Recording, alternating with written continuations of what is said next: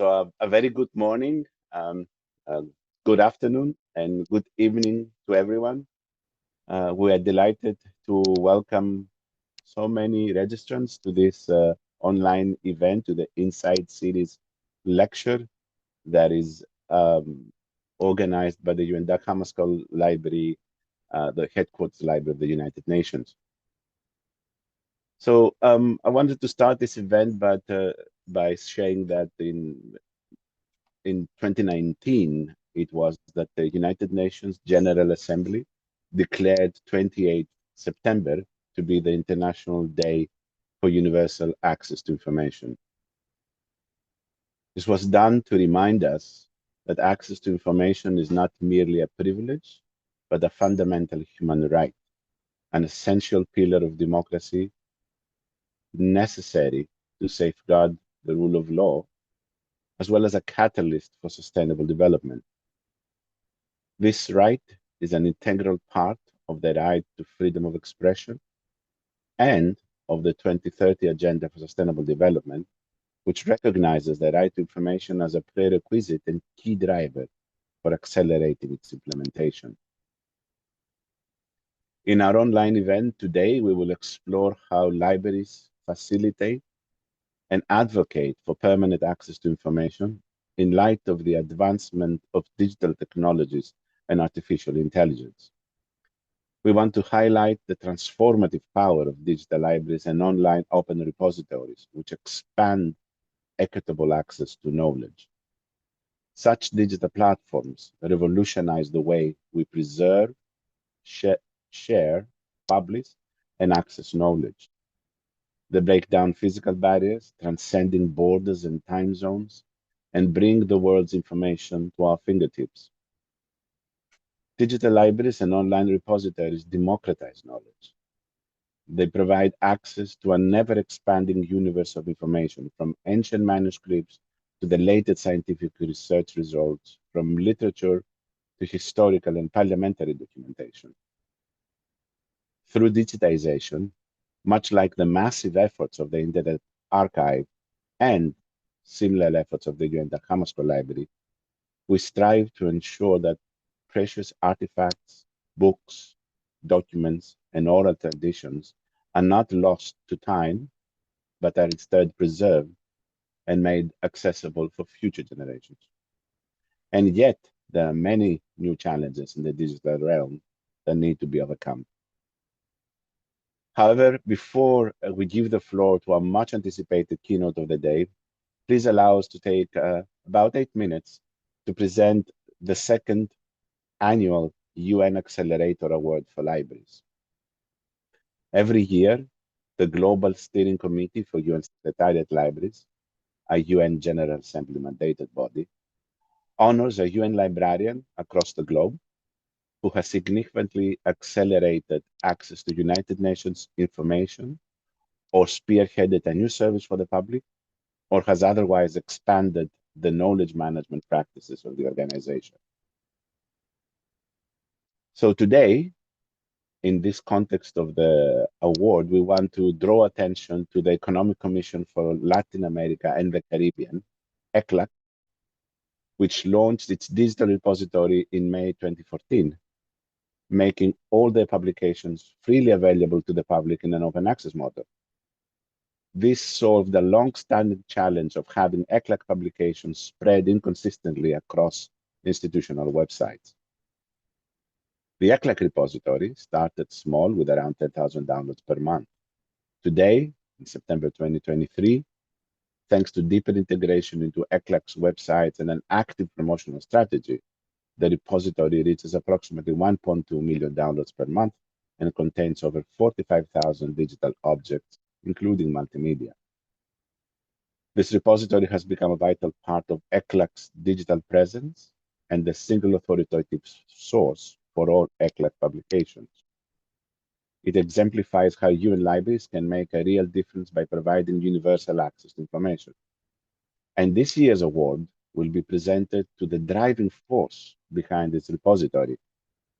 I would now like to give the floor to the Chief Librarian of ECLAC, Mr. Wouter Salier, who will present our ECLAC colleague, our UN librarian, in ECLAC, and of course, the recipient of the 2023 UN Accelerator Award for Libraries. Wouter, over to you. Thank you so much, Thanos. It's really great to be here on this very important day, universal access to information for all. So I'm Wouter Kahle. I'm the chief of the Hernan Santa Cruz Library and Web Services of the United Nations Economic Commission for Latin America and the Caribbean. I'm extremely happy and proud to give, on behalf of the UN Secretariat Library Steering Committee, the Accelerated Award for Libraries to the mother of ECLAC's digital repository. She has raised the repository from birth to adulthood. Together with the whole ECLAC library team, Maria Fernanda Ruiz has built the repository from scratch, successfully led it through many upgrades and migrations. And the last big update was just 2 weeks ago, constantly improved it and brought it to a standard where the ECLAC repository is a reference inside and outside the UN library system.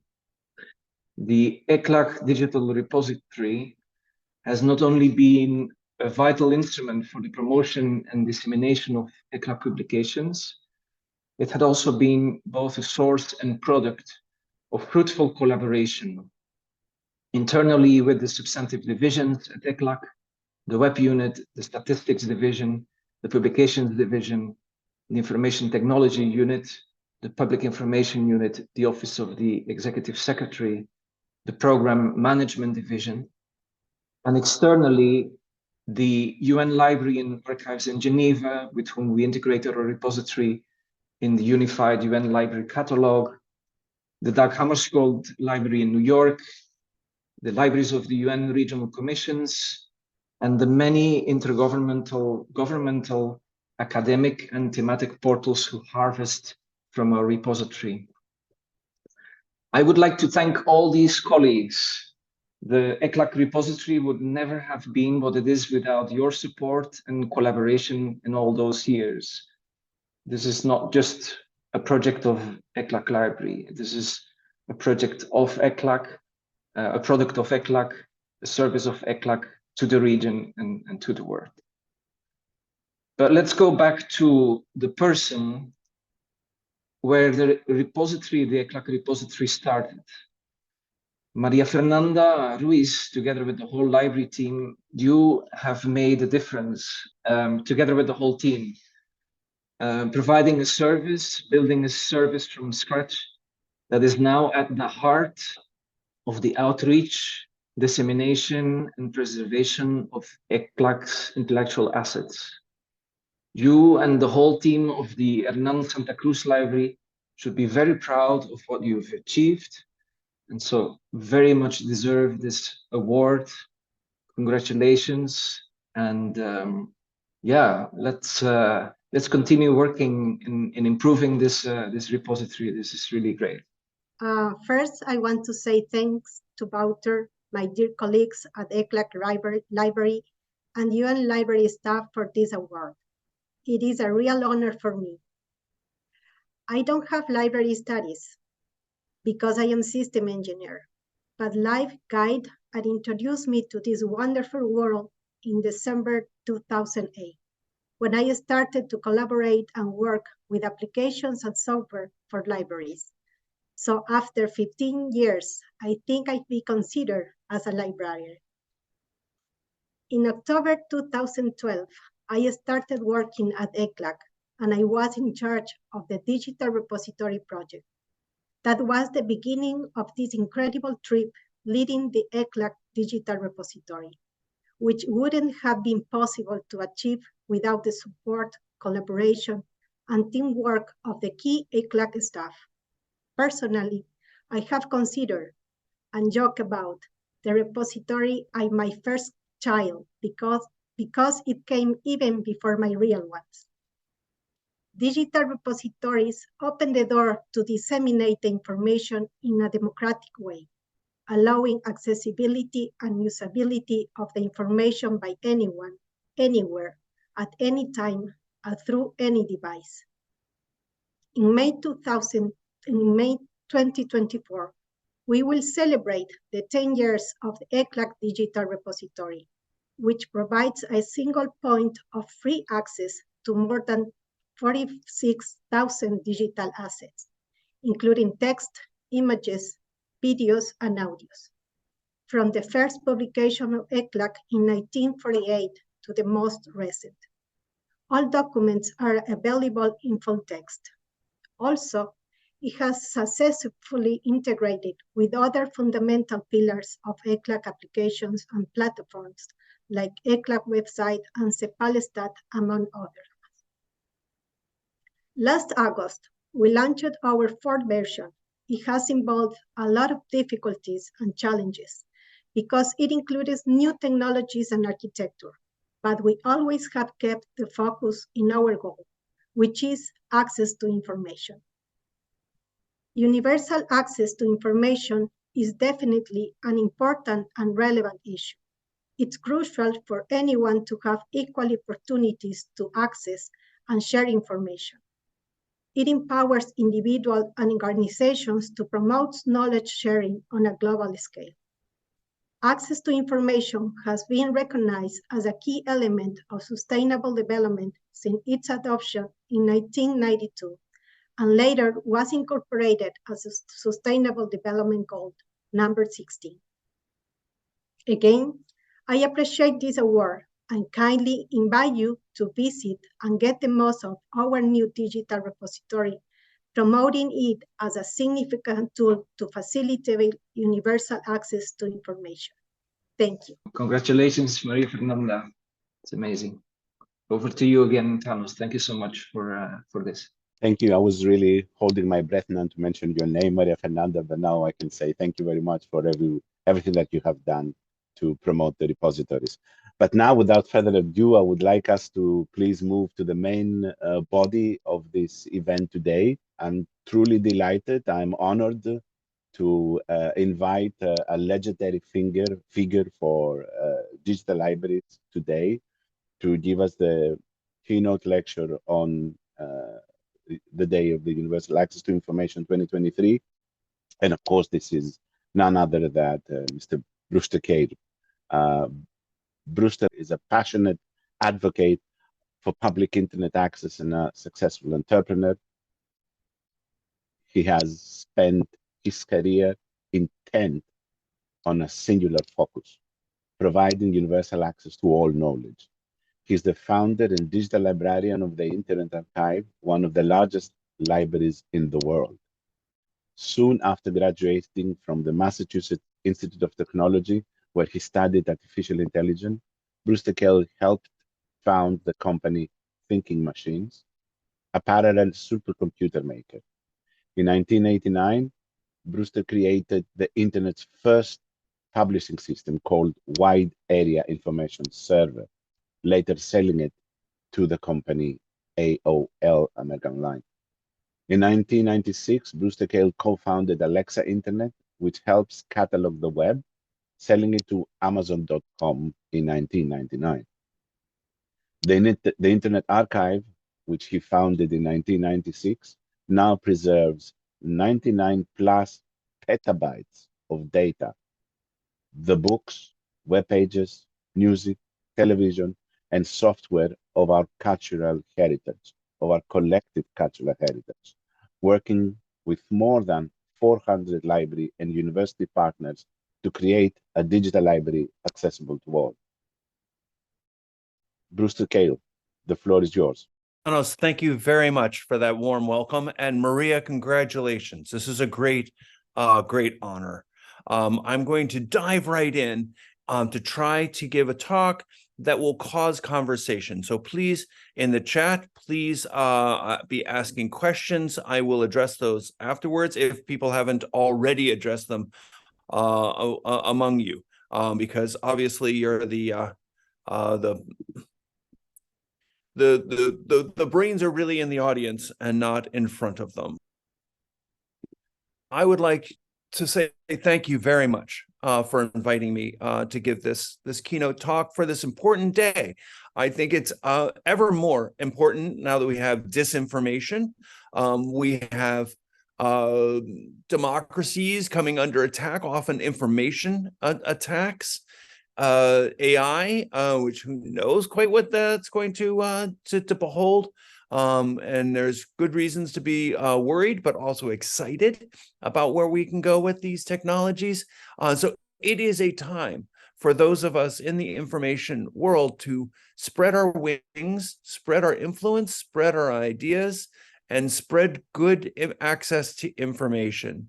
I'm going to suggest that on our International Day for Universal Access to Information, let's establish universal access today. Let's not have it as an aspiration. Let's just say now. We have the obviously the public that really needs it. We've got the technologies that enable it. It needs institutions that pivot to go and make it available. I'm going to go over a little bit of what the Internet Archive has been doing towards this by working with thousands of other libraries. So the Internet Archive is not an individual library in this sense. We work with thousands of other libraries. And we would love to work with yours in more and different ways. But also these are technologies that you can hopefully leverage and use. You'll notice our motto, mission is very closely aligned: a universal access to all knowledge, that's within our grasp, able to be done, and we should be doing it well now. I'm going to take just, what does this mean? I mean, it's such a grandiose idea. I'm going to take it from a fairly narrow perspective of Wikipedia. Most people may not really have thought that they've used the Internet Archive, but almost everybody knows that they've used Wikipedia. So what we set out a number of years ago is to turn all the citations blue, all the references blue. So if you could go and dive in, find something on Wikipedia, how do you get deeper than that? And can you get to the published works of humankind? Can you understand the context of what's being said? Can you debug it? Can you fact check what's being promoted? So we set out to try to turn all the references blue. So for instance, on this page of Martin Luther King, there's a reference to a book and it has a page number. If you click on that, you can go to the book and open right to the right page. You only get a couple pages before you have to borrow the book, but at least you can go and see it. And that's often what it is people are really looking for. So we prioritized acquiring and digitizing and then weaving these books back into Wikipedia.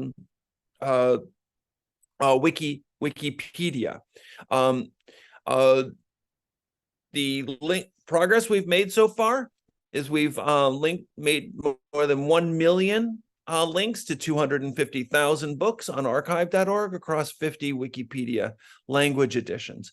So there's adoption within the communities towards making this type of dive in deeper and electronically to make that happen. It turns out that in the Wikipedia world, it's very important because the way that you get your citation used is by having it have more weight, a better citation, but also that you can click on it. And so those books that the publishers, for instance, are suing to make sure are not in Wikipedia, which is really bad behavior by, I'd say, the publishers, those books will just not be as referenced and they'll just be forgotten.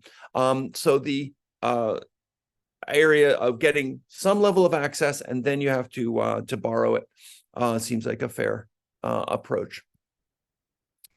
Another is to go and fix the broken links. So the average life of a web page is about 100 days before it's changed or deleted. And so we're now building our culture on the World Wide Web, and it is shifting sand. So here is a web page that about the January 6th attack and citing the House of Representatives studies of this and press releases, and these went away when the politicians changed in Washington, and so there's now a link back to where it came from. This is also happening, for instance, in Canada. There was a Somali affair and it was taken down.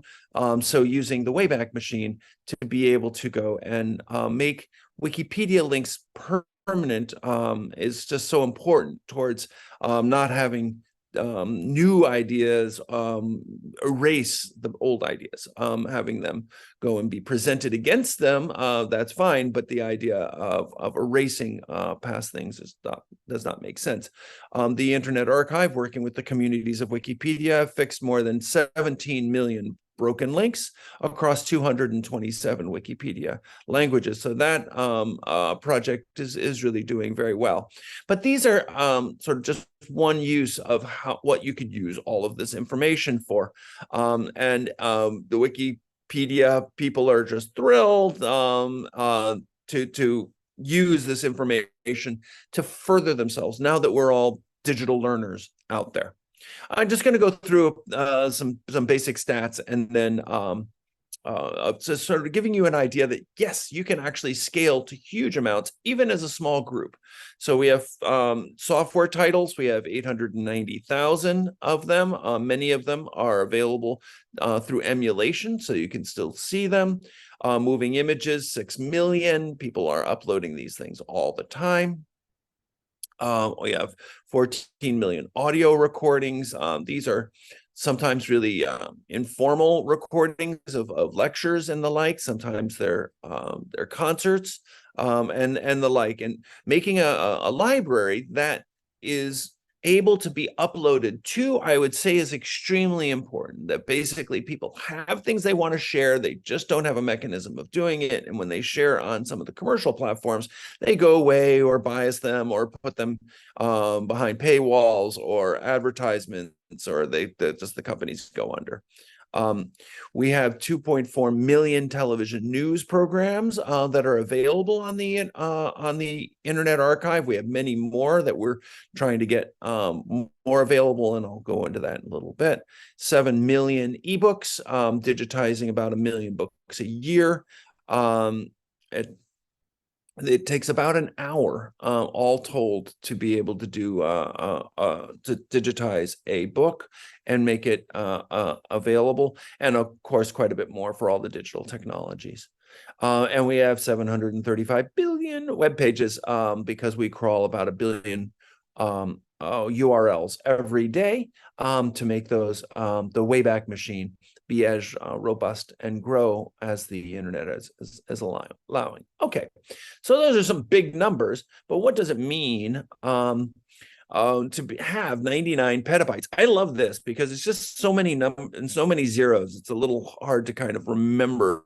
Like, this is some percentage of the collective works of all of humankind. I mean, I don't know what percentage it is, a small percentage, but this is kind of the what have humans brought to bear in terms of information that they want to make available to the next generation. I would suggest, and this is a new thing that I would really like input on, is I believe that we need digital rights for libraries to be able to protect them and make them expand. I think it's very simple, but what we're seeing in the United States with libraries being under full-scale attack, not only from the politicians, they're getting defunded and book bannings, but the corporations, the publishers are suing libraries left and right to make sure that they don't own any collections. They cannot collect digital materials. They can provide access to the databases that the publishers provide, but that's very different from having your own digital collections of books, music, video, such that they can be preserved and made available. So I suggest we need these 4 basic digital rights to be able to collect, preserve, lend, and cooperate. It sounds obvious, but none of these right now are in the digital world are allowed by the publishers in the United States. Let me say that again. None of these are allowed in the United States by the large-scale publishers.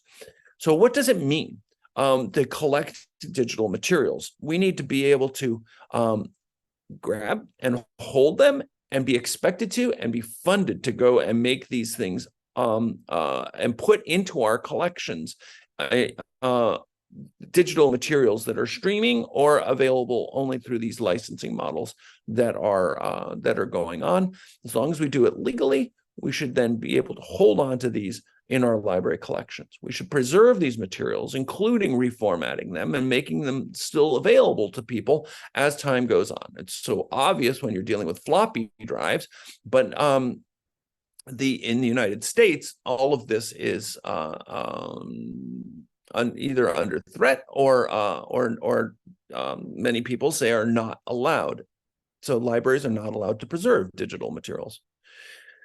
And we need some level of access that's not super competitive with the publishing system, but we need to be able to make access to these materials. And otherwise, why bother? So we need some things like lending. One person at a time is what we're doing on books, or in original formats, or for researcher access, in such a way that people can still get access to these materials, refer to them. Maybe it's just to a couple pages, that type of thing, to be able to make these materials available. And lastly, we need to be able to cooperate with other libraries. A lot of the power of libraries is that they operate in cooperation with each other through things like interlibrary loan, backing each other up, going and sharing materials, best practices. We need libraries to be able to openly and freely share materials.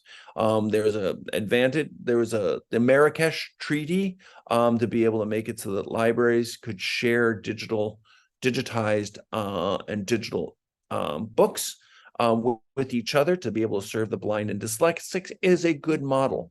How can we go and do that even more so that we can have libraries know that they can share with each other in ways that are supported within different countries? So those are 4 ideas, 4 principles. If these were enacted or supported in a country, there are foundations now that would help build a digital library in that country. For real.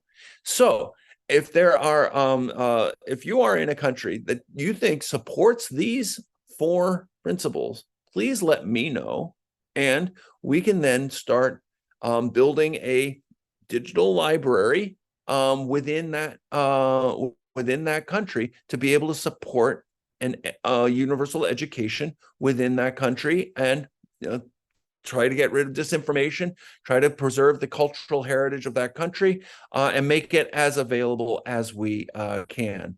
That I think it could be a Carnegie moment, which means a lot to we Americans, because Andrew Carnegie really helped it spread the library system in the United States. Let's do this around the world. It could be a Carnegie moment. So just an offer. A project of the Internet Archive that we'd also like to see how we could weave it in with others is Democracy's Library. The idea is that unlike publishers, governments, democratic governments, want to have the information spread widely. And by spread widely, they often make it openly accessible, but it's often not very available. It may be public domain, say in the United States, federal documents are all public domain. But if you look for them, they may just be in some paywalled, small, very expensive database, and not available in bulk or individually to people. So how do we go and try to take the works of governments at the federal, provincial, and municipal levels and make it all available? We're starting off with the United States and Canada in this program. Canada is actually ahead of the game. They're about 80% through of digitizing all of their federal documents, and we're getting a couple of the provinces on board now in terms of all of the old print materials. And also then working with the different levels of government for doing all of the web collecting of born digital materials. Now we have to then go and put these together into data sets that make sense, that allow people to go and use it. In the United States, we're now starting to really move forward at in California level, but also at the federal level, and also looking for municipalities. So it's a new program of Democracy's Library. Let's go and make sure that there's public access to the public domain. Leslie Weir from the Library and Archives Canada was at the keynote kickoff of Democracy's Library and expressed the real reason that we need this type of system. And this is something the UN could be a backbone for. And the Internet Archive is happy to work as a service part of this wider initiative as it could spread around the world. So where we're starting just in United States and Canada, it's should be a worldwide program, and it's not that expensive. So we know how to go and digitize materials and also collect things digitally. This is what the collection looks like on the shelves at the University of Toronto in Canada, and the scanners that are basically going through this. And as I said, we're about 70 or 80% of the way through. It's all full text searchable, and people are loving it.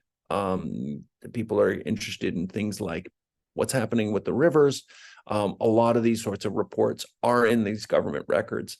They're just not accessible enough. There's some awesome kooky things, but there's also just really useful information that we can make more available. Lastly, I'd like to touch on AI. And I'm looking for the promise of AI. And yes, I'm also watching for the problems of AI. But one thing that we can do is help manage the flood of information using some of these new tools. So as I said, we've been recording television news. We're now recording television news again in Belarus and Russia and Iran and Taiwan, to go and at least try to get an idea of what's going on. But these are spoken in different languages. And so how do you go and try to make these available? So at first, we just went and a researcher named Kahle went and took these and just put up just the individual 30 seconds little snapshot. And what popped out of this was on Russian television, the Fox News personality of Tucker Carlson appeared all the time. And this was enough to sort of help people get a bigger idea of what's going on state television, just using little thumbnails. I mean, if you're trying to understand what's going on, what's the messaging in a country, how do you go and look at that bubble, but at a level that you can? So step back, if you will, try to help digest the bigger picture. But just going and seeing the images was not enough. And so what we did is we took the audio and then used speech to text using the AI technology to get Russian transcripts. Okay, faulty, but something there. And then went from Russian to English. So now you had translations, kind of.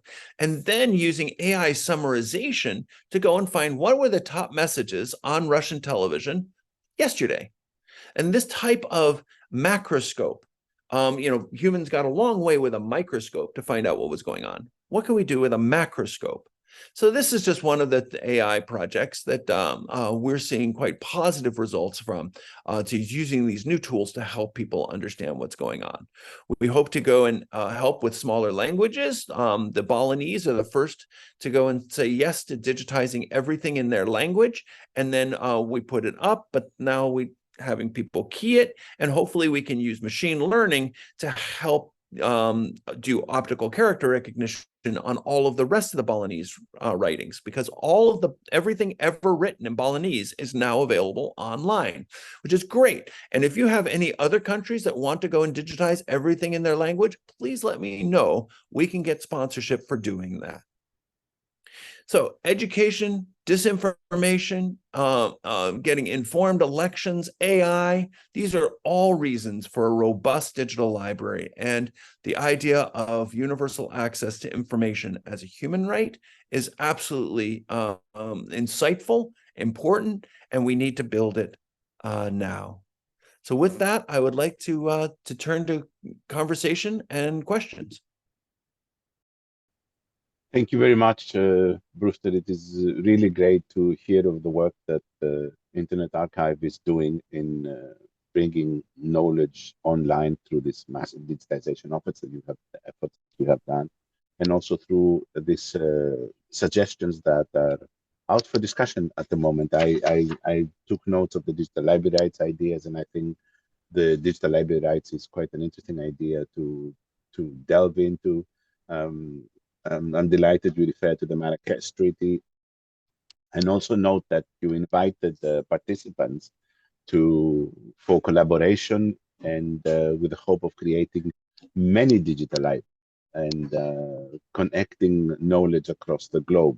We have plenty of questions from the audience. One of the questions we have is that, is there a digital lending system that people could install on their library and provide controlled digital lending, or start looking into the options for controlled digital lending? There are hundreds of libraries that are now doing controlled digital lending, and there's controlled digital lending implementers working groups. There's standards that's being implemented into the systems, and it's trying to be sued out of existence in the United States by the large publishers. Awesome. But I think it's the only way for us to all move forward. And it's something that libraries have been doing. So how to do it? You can work with the Internet Archive and leverage our infrastructure. That is probably the easiest way.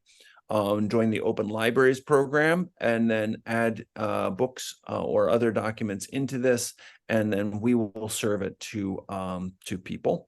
That's all free.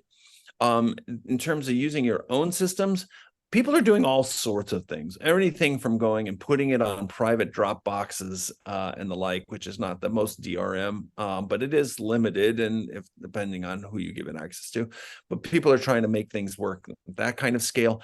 We're just shifting over from Adobe Digital Editions to LCP, which is a different and more open source digital encryption system.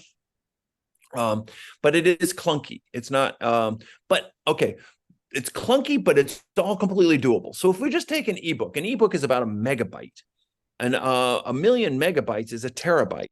That's it. A million ebooks would be a terabyte. So this could be on a laptop in your library to serve 1 million ebooks through this sort of digital lending thing. So at least the technologies, underlying technologies size is not daunting anymore. Then there's going and doing some of the management software, which is not easy.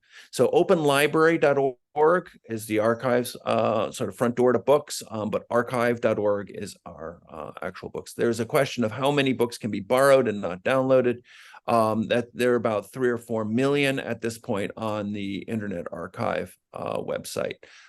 There are ones being taken down in the United States because of the publisher lawsuits, but we hope to see other parts of the world be more supportive of education than what's going on in the United States. Thank you, Brewster. I understand that this is quite a situation in terms of the controlled digital lending, but I think perhaps you might like to elaborate a little bit on the ownership, and how libraries sort of like have moved away from ownership to lending resources, more or less. And I think this might connect with the digital library rights that you're suggesting. So I think what I've learned by getting smashed on by these billion-dollar corporations is they've got a model of stream only, that they only want to control every reading event. They want to watch every reading event. They want to surveil and participate in every reading event. So when a public library in the United States lends an ebook, it doesn't actually have the bits. It just gives the patron over to a database product controlled by the publishers, so that every page turn is monitored and every page can be changed at any time. And they're changing and deleting books all the time. So we now have a situation where libraries do not have their own collections. This Netflix of books is a disaster for the idea of long-term preservation or access to information, because it's all in one conduit. It's one way. Spotify has become very popular, but it's all just one access method. It's very different from when we had our own CDs and LPs that we owned. We bought when we owned. Libraries are now spending money. Still, about 20% of all of the publishers' trade book revenues come from libraries, but libraries aren't getting anything to keep. They're getting just these license rights that are going up in price very rapidly, and it's a real problem. So digital ownership is something we should stand very strong for, that if the public is going to spend money, it should get something for it. More than just access to database products. That this is an important characteristic of how we should build our digital libraries going forward, is buy, preserve, and lend. And those are the basic principles of what libraries do. And unfortunately, in the United States particularly, but I'd say all over the world, the publishers are saying you cannot buy, you cannot preserve, and you cannot lend in a digital world. So we need to stand strong. We've got budgets. We've got people on our side. We've got and we have influence in the government. I don't think people are really coming to grips with this. They say, oh, well, there's still paper. Yes, but if we don't move into the digital world, the library system collections are end of life. That we're going to have libraries become less and less useful, and therefore the defunding that's going on in the United States will proceed at a rapid pace. The number of librarians will drop. The number of government documents librarians at the Boston Public Library used to be 9, but now there's 1.5, because they just subscribe to some of the to some not very good, I would say, services that are sold by corporations, and that they're not very complete. They're very sexy at the beginning, but it's not the way we really need to run a culture. Yeah, there are so many issues that have been raised there, and I think there's a wider dialogue that needs to be done with the communities. But I also have here questions about how the digital libraries can be more linked with knowledge or discussions, and especially in social networks and the fight against misinformation and the striving against misinformation at the moment, and online misinformation. I think we need to become much more integrated in with the information ecosystem that people are using, and that may be social media and the like, and going and bringing our resources into those spheres and going into fact checking or providing information. Most people don't want to feel like they're being lied to, and given the access to, hey, you might want to see this article, you might want to be a librarian and service oriented in these conversations, can help pop some of this bubble. You say, well, how are we going to compete against the robots? It's like, well, maybe we need some better robots on our side too. And let's work with some of these information providers to go and provide our resources in the same sense that we are with Wikipedia, going and using our library resources to go and help underpin that system. Let's see what we can do on blogs or whatever the news is in these environments. So get out there and integrate and use the same technologies they're using to try to provide vetted information. I mean, staying with true information tends to be a little hard for people to accept, but it's like, here's some other information you might want to know about that subject, and mostly people are grateful. Thank you. I think integration is the key here. We have another question. I mean, we have plenty of questions, so I'm just reading with the order that they came in.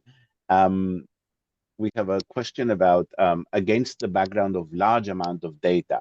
So who decides what is archived, and according to which rules? For the Internet Archive, we try to get everything ever published, but that is a lofty goal, and it's prioritized by library partners. So, for instance, with the web collection, where we started out with a robot just trying to collect every web page from every website every 2 months, so a snapshot, snapshot, snapshot. It's now 1,100 libraries and archives, museums that use the Archive It service to go and say, you should collect these websites at this regularity. We expanded this to, for instance, all the government entities in Canada to go and make it so that they can go and use their expertise of what are the important websites and web pages that are important to be archived, and then those are available to be searched, the full text search in these collections and archive it, and also people can download and bring back these collections of web pages back onto their site, which I highly recommend. Right, it's so important to go and start building your own digital repositories of these materials, even if it's just a hard drive in your desk drawer. Just start getting good at it, because it gets easier over time, and nothing replaces just having access to it at first. In the books, we work with about 500 different libraries that go in and use the Internet Archive to help scan materials. And we're in, I don't know, 5 countries, 19 scanning centers. And if there's done by the shipping container, which is what's being done now, is people are deaccessioning to the Internet Archive. And if anybody wants to deaccession published works to the Internet Archive, the Internet Archive will arrange to have those preserved in another nonprofit physically and digitize them as funding allows. And the funding right now is actually going well. So that's the idea of large-scale deaccessioning of microfilm, microfiche, print, serials is going on at scale around the world. And the Internet Archive is bringing in shipping containers of this every week. And so let's go and preserve these materials and make them as available as we can, either by going and doing it locally and then handing you back the materials, or in this sort of deaccession approach. I would only second what you're saying, Brewster, and we started a similar project here to actually collect this material, this huge material of the UN Secretariat that's available on websites, and create at least a dark archive so that we have this material and then we can access it. So I would urge I think that's so important. Let's digitize the UN's history, and let's have it be part of Democracy's library and show a model for other people to go and just do it all.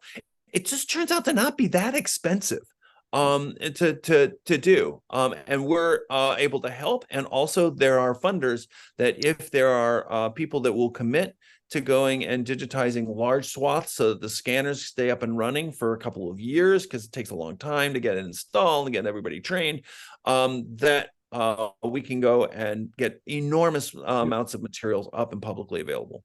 Yeah, and I have a question here with the Democracy's libraries that you are creating, or are you creating, or do you have a roadmap guidance for other countries to use to join the project that could be shared?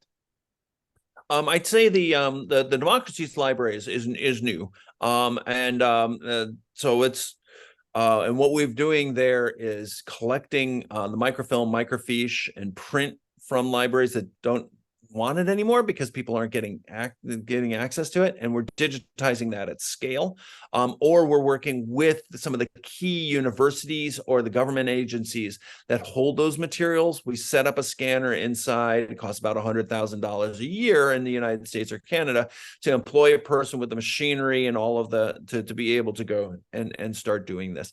But the easiest way is, let's start with the born digital materials. So the Internet Archive, when we kicked off the Democracy's library, we found the .gov section of every country in the UN, and went and did a deep collection of those materials to make those searchable. So at least there's a good snapshot from the 200 or so, whatever the nations in the UN, to go and make sure that there's at least a snapshot. But that's we need basically a representative in every country going and guiding this process.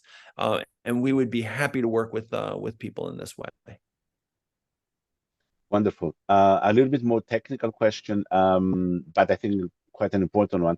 At this moment, the libraries need work with the identifiers, IRIs, URIs, etc. Do you have some recommendations or some thoughts? Keep your URLs stable. There are these ideas of having things point to other places. We try to absorb things with ARCs or whatever other types of identifiers. ISBNs, ISSNs, OCLC numbers, everybody's got a new standard. So we just try to add those into the documents so they can be found based on those.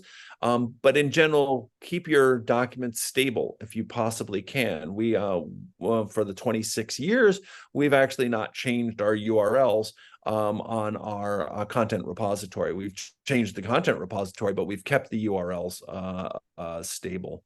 There was a question about funding. So the Internet Archive is about $20–25 million a year, so we're cheap. The San Francisco Public Library is $190 million a year, so we're a lot cheaper. That's because we leverage the work in the libraries, and that comes from about one third. One third comes from libraries paying us to collect web pages for them or digitize books for them. About one third comes from large grants, and about one third comes from small donations and that kind of Wikipedia, please, at the end of the year, the little banner. About 110,000 people last year donated, I think an average of $5 to the Internet Archive. So please support the Internet Archive in this way. I think we're a bargain, but this approach is working. That the idea of free public access being publicly supported is continuing. So you don't have to make a paywall thing to do cost recovery. The crimes committed with the words cost recovery in the library system are legion. We should basically have free public access, and it is possible to do inexpensively, and we're happy to help with the technologies, guidance, anything that you might need to try to do things with us or independently. Thanks. Thank you, Brewster. I think we do have 5 more minutes, and I'm sure you were waiting. The fashionable question of the day is AI. So there are a couple of questions there. I think I'd like to, ask you sort of like in two segments. So the first segment is: do you see some level of integration between collections with, I don't know, with specific large language models that would quickly deliver an answer or information need? That is one. And the second is, how do you see the skill set of librarians today? That, UN or librarians generally today, what do you think do we need to concentrate on sort of like upgrading or reskilling our staff? So 2 elements to the question. I would suggest you follow a lead of one of the managers at the Internet Archive. He started every one of his staff meetings for a while with, whatever you're going to do today, try using ChatGPT to do it. And and then we have meetings every 2 to 4 weeks over lunch to go and share our experiences of what is working and what's not. And now it's not just ChatGPT, but all the other types of AI things. Dive in, get used to it, understand what it's good for and not. I know that there's a lot of worry and fear. That's true. What we're now in production using it for is going and describing periodicals, our serials, to go and like, who is the intended audience? Da, da, da, da, da. It took our cataloging from 48 minutes per periodical down to about 6 or 7 minutes. Wow. We have to, of course, check every link because it makes things up, but it really helps things out. Also, we have digitized materials like the government documents that don't have very good metadata in the beginning. So we hand it the first bunch of pages of the OCR text, and we can get titles and authors and publications and dates really pretty well out of it. So we're already in production using it to go and make a better library. But then how do we go and can we as libraries, help make these models better.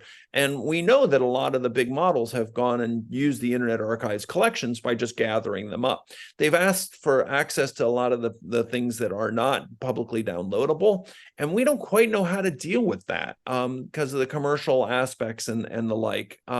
So we're walking a bit slowly. What I'd love to see is a public AI research laboratory that really takes this new technology and tries to solve some of the biggest problems that we have. Let's take climate GPT. Let's go and build a AI model that takes the best publications anywhere on climate and put them together and try to help see, can this tool help us solve one of the big problems facing humanity at this time?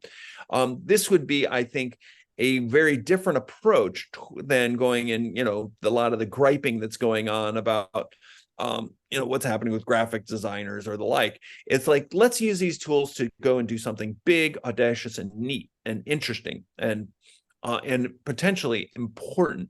It could be the Research Libraries Day. It could be the reason why we've been holding on to these things for so long, where, people aren't coming and using these things as much, but the AIs might be able to help discern some interesting information out of it. And your libraries around the world and the people that you're connected to in all of these countries is so important for something like climate. So what I would love to see is climate GPT. So we basically get the funding. We have collections that can be useful. You guys have collections. We have data centers. Can we get the some of the machines and the researchers to go and do a public AI research function? Couldn't agree with you more. Download the systems offline, create prototyping, experiment. I think this is probably the way we could go now. If I may, just 2 more questions. One question that I had was, there is a huge online resource about this massive open online courses. And of course, Brewster, UNESCO's open educational resources recommendation, open science recommendation, and so on, that pushes forward this idea of opening publicly funded research back to the public. And edX has, these massive open courses, these mini degrees that are created around the globe. Could we integrate Internet Archive and its resources to those massive online courses? Oh, let's do it. Let's make it so that if you're taking a class and you want more information on something, you can go and click off into the literature. Wouldn't that be important, right? Isn't that sort of what libraries are for? Of course, it's really difficult given what publishers are doing right now, but let's go and show a positive model for going and making these things available. And there's money to be made. It's not like, oh, once it's open, everybody is not going to pay for things. They're going to pay for all sorts of services on top of open. That's what we saw with open source software, which changed the computer world. Let's go and build open access to information. This is a call from the United Nations. It's so important. It's so important for libraries to see that positive vision and see their role in it, and then integrate so that it's so useful that people can't live without it. And right now we're starting to have, based on corporate directives, and also some governments just blocking everything, such as in some countries, the Internet Archive is blocked. So let's go and make it so that there's access to information in such a way that people can learn and grow and foster their new ideas that are worth putting in the library and living a better life. Wonderful. And then with just 1 minute of a time, one final question that someone has asked. What's the last book you read? The most recent book I'm reading is, it's a little depressing, but it's a great book. It's called The Library, A Fragile History. A Library of Fragile History by a couple of Englishmen, about the history of libraries and what happens to them. How long do they last? And just what's the denouement? I mean, you always get these pictures of these beautiful buildings and things, but what happens to these libraries? Spoiler alert, it's not good. That basically libraries used to be destroyed by king and church, and now they're being destroyed by governments and corporations. So The Library, A Fragile History is just a fabulous read. Wonderful. So I think we are 2 minutes over time, so I would like to close the session. There are tons of questions. We'll be happy to share them with your team, Brewster. Of course, there's so many topics you can expand on, and you know, I think we want to thank you very much for connecting with us and participating today and giving us this talk. And I see a lot of inspiration in the chat, and thank you for sharing your contact as well. And I wish you all the best from us. And then also my thanks to my colleague Guter, and my congratulations once again to Maria Fernanda, and my heartfelt appreciation to the Dark Hammer Library team who put this event together. And all the best to everyone. Bye. Thank you very much.